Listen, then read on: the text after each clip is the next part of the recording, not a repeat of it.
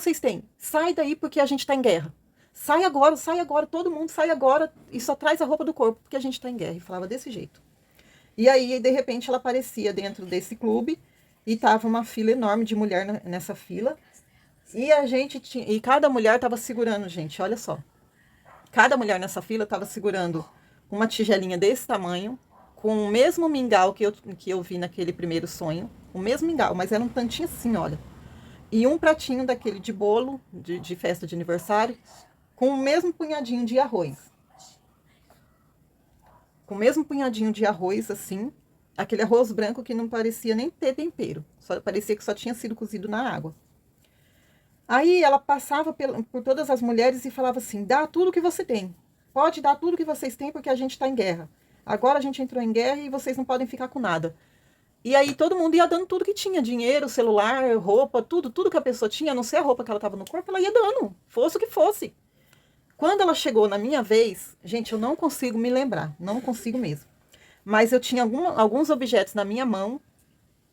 O único objeto que eu lembro que estava na minha mão era uma caneta. Os outros eu não consigo lembrar o que eram.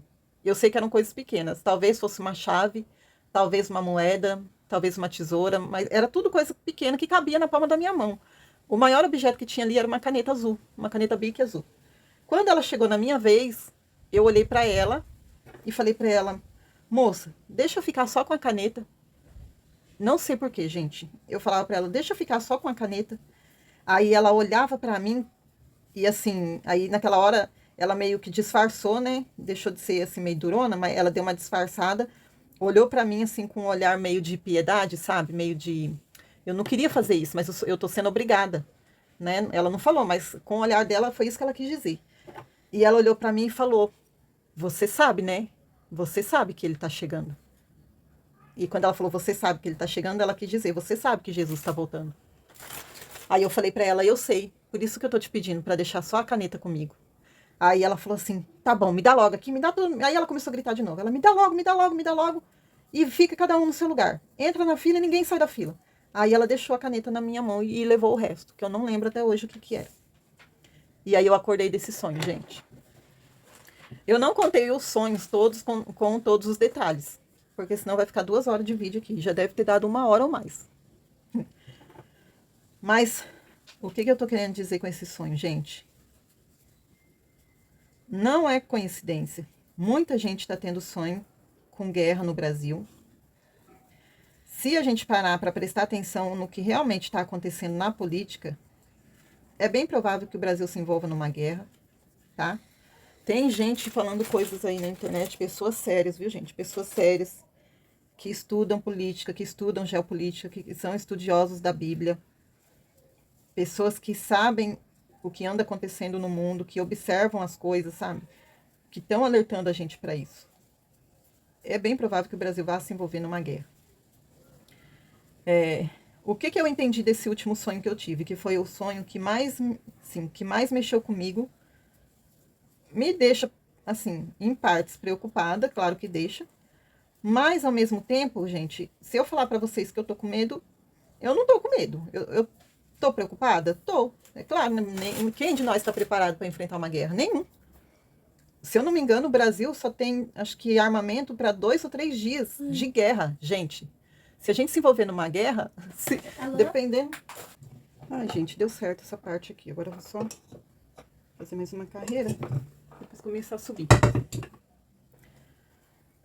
Nem sei, tive que parar aqui, nem sei onde eu tava mais. Mas, olha, o que eu entendo desse último sonho, que é o que me deixa mais preocupada, assim, entre aspas, né? Primeiro, aquele sol, gente, representa Jesus. Representa Jesus. Por que eu creio que representa Jesus? Porque ele transmitia paz, alegria e segurança. E quando eu falo paz e alegria, eu não tô falando essa paz e essa alegria que a gente tem, que não, quando tá tudo dando certo na sua vida, você tá contente, né? Você não tem nada com que se preocupar, você não sente medo, não fica triste. Não, não é essa paz nem essa alegria. A paz e a alegria que eu tô falando é a paz e a alegria que uma pessoa sente quando ela entrega o seu coração para Jesus. E isso daí só sabe quem já teve essa experiência de nascer de novo, de se converter, de se arrepender e decidir entregar sua vida para Jesus e passar a viver para Ele e morrer para o mundo. É disso que eu estou falando, dessa paz, dessa alegria. Então só entende quem é cristão, quem é um cristão de verdade, que já teve essa experiência, ou ainda que esteja afastado, mas que já passou por isso um dia. A segurança que eu sentia com aquele sol era como se o mundo podia ter coisas ruins no mundo e tal, como tem no mundo hoje, mas ainda estava tudo bem, porque aquele sol, de certa forma, protegia o mundo todo, protegia a humanidade. E se a gente parar para pensar, é isso aí mesmo que quer dizer. Por quê? Depois que Jesus tirar a igreja da terra, gente, a grande tribulação vai ser um tempo de tanta angústia. Isso daí foi Jesus que disse, tá? Vai ser um tempo de tanta angústia, de tanto sofrimento, que Jesus disse que nunca houve na história da humanidade, nem nunca mais vai haver um tempo como esse da grande tribulação. Tamanha vai ser a angústia e o sofrimento que vai acontecer nesse tempo. Ou seja, viver nesse mundo não vai ser viver, vai ser sofrer literalmente. O pior de todos os sofrimentos. Enquanto eu estava olhando para aquele sol, era isso que eu sentia.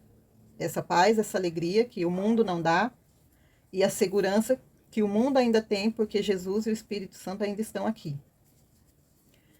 Quando aquele sol sumiu, a segurança sumiu, a paz também sumiu, a alegria sumiu e foi assim, foi como se a gente estivesse no mundo só, como se a gente tivesse sido meio que abandonado no mundo. O que eu entendi disso daí? Na hora que o sol sumiu, foi a hora que o arrebatamento aconteceu. Foi isso que eu entendi. Aquele homem brincando com aquele helicóptero, para mim, era o presidente da Rússia, ou o presidente dos Estados Unidos. E por que eu tô falando isso agora? Lembra que eu falei para vocês da camiseta? Que na hora que eu falasse o que era a camiseta, vocês fossem pesquisar, saberiam? Então, a camiseta, depois que eu tive o sonho, passou alguns dias, aí eu fiquei lembrando. Um dia eu tava indo trabalhar, né? Como eu ando a pé, então não tenho tempo para pensar enquanto eu tô andando. Aí eu tava lembrando do sonho, e de repente eu lembrei da camiseta e me veio as 3 cores na mente. Só que o azul e o vermelho eu tinha certeza que eu tinha visto na camiseta, mas o branco era só uma suposição, porque lembra que a parte de baixo da camisa estava por dentro da calça? Então não dava para ter certeza se era realmente branco. Eu só via assim uma pontinha que parecia ser branca, sabe? Porque assim, tinha uma listra de assim, outra de assim, e a de baixo que era o branco. E as outras duas, uma era azul, outra vermelha. Aí me veio na mente pesquisa sobre as bandeiras do mundo. E aí, gente, sabe assim, quando vem aquele pensamento que te dá aquele estalo assim, e você fala, nossa, por que eu não pensei nisso antes? Tá. Quando eu cheguei em casa, naquele mesmo dia, eu fui pesquisar sobre as bandeiras, e aí me veio na mente, pesquisa sobre a bandeira da Rússia. E eu fui pesquisar, gente, a bandeira da Rússia. Foi exatamente as cores que eu vi, na mesma disposição que estava na camiseta daquele homem. Eu não lembro agora se o vermelho vinha em cima, ou se vinha embaixo, ou se vinha no meio, mas tinha lá, as mesmas cores da bandeira da Rússia que eu vi, eram as cores que estavam na camiseta daquele homem. Por isso que eu tô falando para vocês, que para mim aquele homem representa ou o presidente da Rússia ou dos Estados Unidos, mas eu acredito que era o presidente da Rússia por causa da disposição das cores. Embora a bandeira dos Estados Unidos também tenha as mesmas cores, mas não foi o que eu vi. O que eu vi, a bandeira dos Estados Unidos, ela tem um monte de listra, não tem? Um monte de estrela, e ela é meio assim, meio que os símbolos dela são, as cores são dispostas assim, deitado, meio em triângulo, uma coisa assim, né? Na camiseta daquele homem, eu via uma faixa vermelha, outra faixa azul, e a outra faixa, que era que estava por dentro da calça, que parecia ser a faixa branca. Eram, assim, 3 listras, assim. 3 listras na diagonal. Na diagonal não, na horizontal. E aí eu fui pesquisar a bandeira da Rússia, e a bandeira da Rússia que eu achei, as cores da bandeira estavam dispostas exatamente dessa maneira, na horizontal, em 3 faixas de cores. E aí agora vocês podem pesquisar a bandeira da Rússia, que é isso mesmo que vocês vão ver. Não vi símbolo, tá, gente? Eu não vi nenhum símbolo nessa camiseta. Eu só vi as 3 cores, eram aquelas 3 faixas de cores naquela camiseta. E as 3 cores que eu vi na camiseta são as mesmas que eu vi depois na bandeira da Rússia, quando eu fui fazer a pesquisa. O que eu entendi desses 3 sonhos? Vai haver uma guerra, o Brasil vai se envolver nessa guerra, e vai ser nesse tempo aí. Agora, gente, eu não sei falar, tá? Pelo que eu vi no sonho, eu não sei falar se o arrebatamento vai acontecer exatamente junto com a guerra, ou seja, por exemplo, né, vamos supor que essa guerra aconteça daqui 3 anos e o arrebatamento também aconteça daqui 3 anos. Não sei, não é isso que eu estou dizendo. Ou se vai acontecer primeiro a guerra e logo em seguida o arrebatamento. Mas o que é mais provável? Que aconteça a guerra e logo em seguida o arrebatamento. Ou que os dois aconteçam ali, sabe, simultaneamente. Foi isso o que eu entendi, foi essa compreensão que eu tive desse sonho. E tem muita gente tendo sonhos muito parecidos com esse, gente, muito parecidos mesmo. E não é uma pessoa, não são 2 pessoas, são muitas pessoas. E não é gente só daqui do nosso país. Tem gente tendo esse tipo de sonho no mundo inteiro. E sonho com arrebatamento, depois que eu tive esses 3 sonhos aí, só esse ano acho que eu já sonhei 6 vezes com o arrebatamento, com cenas de arrebatamento, sabe? Isso quer dizer o quê, gente? Que eu tô marcando data para Jesus voltar? Não, não tô. Eu não sei quando ele vai voltar, não quero saber. A única coisa que eu quero é estar preparada para ir embora desse mundo com ele. Porque eu não quero ficar aqui nesse mundo. Eu não sou desse lugar. Eu vivo aqui, mas esse mundo não é a minha casa, não é o meu lugar. A minha casa é o céu. Jesus me prometeu o céu. E eu quero estar pronta para chegar lá. Já fiz coisas que poderiam me impedir de chegar lá? Já, gente. Houve uma época da minha vida em que eu fiz escolhas erradas, coisas que eu me arrependo de ter feito, mas hoje eu tô buscando viver para ver esse dia chegar e estar pronta para fazer parte desse acontecimento. Hoje eu tento viver assim. Sou perfeita? Tô muito longe de ser perfeita. Mas eu tô buscando não me fixar nas coisas desse mundo, sabe? E é por isso que lá no começo da nossa conversa eu fiz a pergunta: será que vale a pena a gente se preocupar tanto com as coisas que a gente anda se preocupando no nosso dia a dia, né? Gente, a gente tá aqui, enquanto Jesus não volta, a gente tem que trabalhar, a gente tem que comer, tem que pagar nossas contas, tem que cuidar da nossa saúde, tem que estudar, né? Tem que fazer amizade, tem que casar, tem que constituir família, tem que fazer tudo isso. Tudo que a gente faz, a gente tem. Mas quanto mais se aproxima aquele dia, gente, mais a gente tem que desapegar das coisas desse mundo. E o que eu percebo? Agora falando de mim mesma. Tem dias que eu tô assim, tão ansiosa para fazer as coisas aqui no ateliê, tão ansiosa, tão preocupada, aí eu tenho que gravar um vídeo, aí eu tenho que fazer essa peça, aí eu tenho que fazer aquela outra peça, aí eu tenho que postar, aí eu tenho que tentar vender, aí que não sei o que, aí... Gente, aí eu percebo, o dia passou, as horas passaram, a noite chegou, eu fiz um monte de coisa e ao mesmo tempo sinto que não fiz nada, ou que não fiz quase nada, ou que fiz bem menos do que eu deveria ter feito. O cansaço bateu.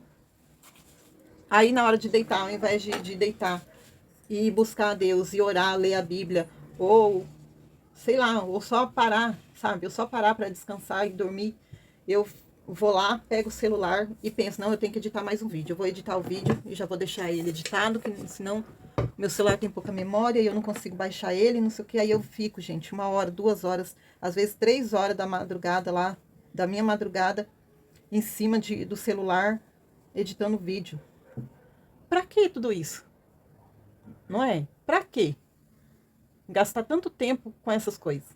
Se Jesus voltar hoje, tudo que eu fiz hoje não vai valer de nada. Hoje eu postei fotos, hoje eu postei vídeo, hoje eu editei vídeo já, hoje eu já gravei vídeo também, tô gravando outro agora, hoje eu já fiz bico num pano de prato, separei umas peças aqui, que eu vou fazer uma entrega amanhã. Gente, se Jesus voltar hoje, não valeu de nada o que eu fiz. Será que se eu tivesse tirado mais tempo no meu dia para orar, para ler a minha Bíblia, para falar do amor de Jesus para alguém, será que não teria sido mais vantajoso para o reino de Deus? E para mim também, como cristã?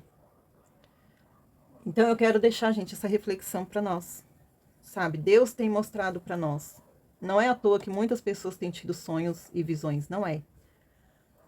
E aí a gente pode duvidar de quem é adulto. Você que está me ouvindo pode duvidar de mim, pode até pensar, ela está inventando essas coisas. Imagina que Deus vai ficar mostrando essas coisas para uma pessoa cheia de pecado. Mas, gente, tá, a gente pode duvidar de um adulto. Claro que tem muita gente inventando coisas por aí, mentindo. Eu não estou mentindo. Eu tive esses sonhos, eu sei o que eu sonhei, eu sei o que eu vi no sonho. E eu sei que isso pode sim acontecer, porque a Bíblia me dá essa certeza. A Bíblia me dá essa certeza. Os dias que a gente está vivendo são os dias do arrebatamento. São os dias do arrebatamento da igreja na terra. São esses dias. Se a gente não morrer, nós veremos a volta de Jesus. Nós veremos o arrebatamento da igreja acontecer. Vai ser hoje? Não sei. Vai ser daqui 1 ano? Também não sei. Daqui 3, 5, 10 anos? Eu não acredito que demore tanto. Mas eu não sei. E aí, lembra que lá no começo do vídeo eu falei, né, que às vezes eu me irrito com algumas pessoas que ficam insistindo nisso? E agora eu vou falar o quê? Tem muita gente que diz que Jesus não sabe, nem Jesus sabe o dia que ele vem. Gente, quando a gente lê a Bíblia, a gente tem que ler a Bíblia analisando o contexto. Não é só pegar um versículo ali, leu aquele versículo e leva aquilo ao pé da letra e começa a interpretar ao seu bel prazer. Não é assim, não. Quando Jesus disse isso, Jesus estava na terra, ele era homem. É claro que ali ele não sabia. Por quê? Porque ele se despiu, gente, da natureza divina que ele tinha. Ele era Deus, ele era 100% Deus, mas ele também era 100% homem. E como homem, sabendo que ele estava aqui para se sacrificar em nosso lugar, para dar a vida dele pela nossa vida, para que a gente não se perdesse eternamente, ele teve que se despir, ele teve que se desfazer da divindade dele. Ele decidiu fazer isso. Ele decidiu abrir mão do poder que ele tinha sendo Deus, e isso inclui saber de todas as coisas, para poder viver como homem, sendo 100% homem, mesmo sendo ainda 100% Deus. Então, quando ele decidiu fazer isso, gente, é claro que algumas coisas, o Pai, que ainda estava lá no céu e continua lá até hoje, estará sempre, para a glória de Deus, aleluia, amém, ele teve que ocultar muitas coisas de Jesus. E uma delas era essa, era o dia do arrebatamento. Porque naquela época não era necessário, não se fazia necessário Jesus saber qual seria o dia do arrebatamento. Ele ainda nem tinha morrido, gente. Ele ainda nem tinha se dado em sacrifício pela humanidade. E foi o sacrifício que ele fez que comprou a nossa salvação. O sangue que ele derramou na cruz não foi em vão. Ele pagou, ele comprou com o sangue dele. A Bíblia diz isso, que ele comprou com o sangue dele homens de todas as tribos, línguas e nações, para fazer deles reis e sacerdotes no seu reino eterno, tá? Jesus nos comprou, literalmente. O sangue dele foi a moeda que pagou a nossa salvação. Porque no mundo espiritual é assim que as coisas funcionam, tá, gente? Não é só na terra que a gente consegue as coisas com dinheiro. No mundo espiritual é assim também que se consegue as coisas. No mundo espiritual, o dinheiro é o sangue, é a vida. E Jesus teve que se despir da divindade dele para se tornar como homem, porque ele, sendo Deus, ele não tinha sangue. Ele não tinha sangue para pagar pela nossa salvação. Então, ele teve que vir ao mundo se tornar homem para isso. Para depois ele se dar em sacrifício por nós. Ele se doar e dar a vida dele, derramar o sangue dele por nós, para pagar a nossa salvação. Porque no mundo espiritual era necessário que alguém morresse por aqueles que não mereciam. Quem merecia morrer era eu e era você. Não era ele, porque ele não tinha pecado.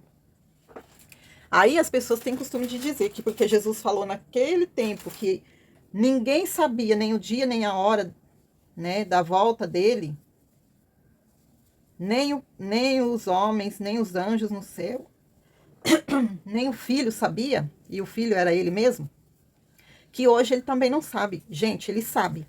Ele sabe e a Bíblia prova que ele sabe o dia que ele vai voltar. E quer ver como que a Bíblia sabe? Como que a Bíblia prova? Basta ler Apocalipse, capítulo 1, versículo 1. Porque lá no capítulo 1, versículo 1 de Apocalipse, a Bíblia diz que Jesus revelou para João. Oh, meu Deus, peraí. Jesus revelou para João as coisas que em breve iriam acontecer. E quem que deu essa revelação para Jesus? O Pai. Está escrito lá que o Pai revelou para ele, e ele revelou tudo para João e disse para João: escreve todas essas coisas que em breve hão de acontecer. Porque o Pai revelou para Jesus o que iria acontecer. Agora fala para mim, gente. Por isso que é importante a gente ler a Bíblia e pensar naquilo que a gente está lendo e analisar o contexto. Quando Jesus falou que não sabia o dia nem a hora, ele não sabia mesmo. Por quê? Porque ele ainda era humano, ainda estava aqui na terra vivendo como um homem. Ele ainda não tinha morrido, ele ainda não tinha ressuscitado, ele ainda não tinha sido transformado no seu corpo de glória. Não tinha. E ele não tinha voltado para o céu. Mas depois que ele voltou para o céu, não tem mais nada, gente. Não tem mais nada no universo, no mundo, que ele não saiba. Por quê? Porque ele é Deus. Foi ele que criou o mundo. Como que ele, sendo Deus, tendo criado o mundo, tudo que existe no mundo, tudo que existe no universo, não saberia a única coisa que é o dia do arrebatamento? Só isso que ele não ia saber? Se a Bíblia diz que ele, sendo Deus, ele é onipresente, onipotente e onisciente, ou seja, ele está em todos os lugares ao mesmo tempo, ele vê todas as coisas ao mesmo tempo, ele sabe tudo ao mesmo tempo. Onipresente, onisciente e onipotente, ele pode tudo ao mesmo tempo. Como que só isso ele não ia saber? Se ele é Deus. Ele é Deus. Ele, sendo Deus, não usurpou o ser igual a Deus, mas se despiu da sua glória para se tornar como um de nós. É isso que a Bíblia diz. Então, gente, Jesus sabe muito bem, sim. Ele sabe, sim, o dia da vinda dele. Quem não sabe é a gente. E nunca vamos saber. Nós só vamos saber o dia da volta dele no dia que ele voltar para cada um de nós. E se a gente não estiver aqui no dia que ele voltar para arrebatar a igreja, é porque ele já veio arrebatar a gente. Então, é porque nós já morremos, já partimos dessa para uma melhor, espero eu. Então, meninas, vamos refletir mais no que é mais importante na nossa vida, que é a nossa salvação, que é a salvação da nossa alma, da nossa casa, da nossa família. Às vezes a gente se perde muito, sabe, naquilo que a gente está fazendo e esquece do que está para acontecer, do que está por vir. Hoje é quinta-feira, era para eu estar na igreja hoje. Eu só estou conseguindo ir para a igreja de terça, que é o culto de ensino, e no domingo. E às vezes no sábado, quando tem culto, porque agora não é mais todo sábado que tem culto na minha igreja. Então, quando tem, eu me esforço para ir. E no domingo. E na terça-feira, porque eu não gosto de perder culto de ensino. Mas a semana passada mesmo eu não consegui ir. Hoje era para eu estar no culto, gente. Eu tive o dia inteiro para trabalhar. Eu tenho a semana inteira para trabalhar, para fazer minhas coisas. Eu tenho a noite toda também. Se eu quiser ficar a noite toda acordada, eu tenho para fazer minhas coisas fora do horário de culto. Fora do horário de buscar a Deus. Mas eu tenho que buscar Deus só na igreja? Não. Eu tenho que buscar Deus principalmente na minha casa. Mas isso eu tô falando, gente, pra mim mesma, tá? Pra mim primeiro. Será que eu não tô dedicando tempo demais nas coisas desse mundo, ainda que seja por uma boa causa, ainda que eu não esteja fazendo nada de errado? Eu tô trabalhando. Eu passo muitas horas do meu dia envolvida aqui com as coisas da ateliê? Passo. Mas não tem nada de errado nisso. Eu tô trabalhando, tô fazendo uma coisa digna. Mas será que ainda assim eu estou certa? Será que ainda assim o que Deus espera de mim não é que eu dedique menos tempo para essas coisas e mais tempo para Ele, para a obra dele, para o reino dele? E aí eu deixo essa pergunta também para você que está me ouvindo, tá? Jesus está chegando, gente. Não dá mais tempo da gente ficar sonhando muito alto, sabe? ficar planejando coisas para um futuro muito distante. Não dá mais tempo para isso. Infelizmente, não é infelizmente. Para alguns, sim. Para outros, não. Para quem está preparado, não é infelizmente. Por quê? Porque o nosso lugar não é esse mundo. E a Bíblia diz que o que Deus tem preparado para nós lá na eternidade é tão bom, gente, é tão grandioso, que olhos nunca viram, ouvidos nunca ouviram e nunca subiu ao coração do homem o que Deus tem preparado para aqueles que o amam. E aí, quando eu paro para ouvir os testemunhos de crianças, tá? Agora eu estou falando de criança, não estou nem falando dos adultos, que eu acredito em muitos testemunhos de adultos que têm sido arrebatados, que têm tido visões com as coisas lá do céu. Eu creio em muitos desses testemunhos que eu tenho ouvido. Alguns, a gente, assim, são um pouco duvidosos? Até são. Mas para quem lê a Bíblia, gente, para quem estuda a Bíblia, para quem lê a Bíblia de verdade, você sabe analisar. Quando uma pessoa diz que teve um arrebatamento, que teve uma visão com as coisas lá do céu, se o que ela diz que viu lá for verdadeiro, ainda que não esteja escrito na Bíblia exatamente com as palavras que aquela pessoa disse, mas você sabe que aquilo é verdadeiro porque a Bíblia não nos deixa enganado. E quando a gente lê alguma coisa na Bíblia, ainda que ela não esteja escrita lá, o Espírito de Deus nos... Então, gente, olha, eu já falei demais, o vídeo aqui já até desligou, porque eu acho que já passou muito do tempo. Mas era isso que eu queria deixar para vocês, tá? Para refletirem. Eu não sei quem vai chegar até o final desse vídeo, mas se alguém ouvir o que eu disse, gente, reflita nisso que eu falei. Talvez é hora da gente se dedicar mais às coisas de Deus e menos às coisas desse mundo. Ainda que a gente precise trabalhar, ainda que a gente precise pagar nossas contas, ainda que o que a gente faça não seja errado, mas seja digno. Ainda assim, talvez já tenha chegado a hora da gente esquecer das coisas dessa vida e procurar as coisas lá do céu, pensar mais nas coisas lá do céu, tá bom? Se você não tem Jesus e ficou até aqui, é porque o Espírito Santo te moveu a ficar e de alguma forma quer falar com você. Então aceite Jesus, porque Ele ama a sua vida, ama a sua casa e a sua família e Ele está chegando. Um beijo, fiquem com Deus e até o nosso próximo vídeo, se Deus quiser.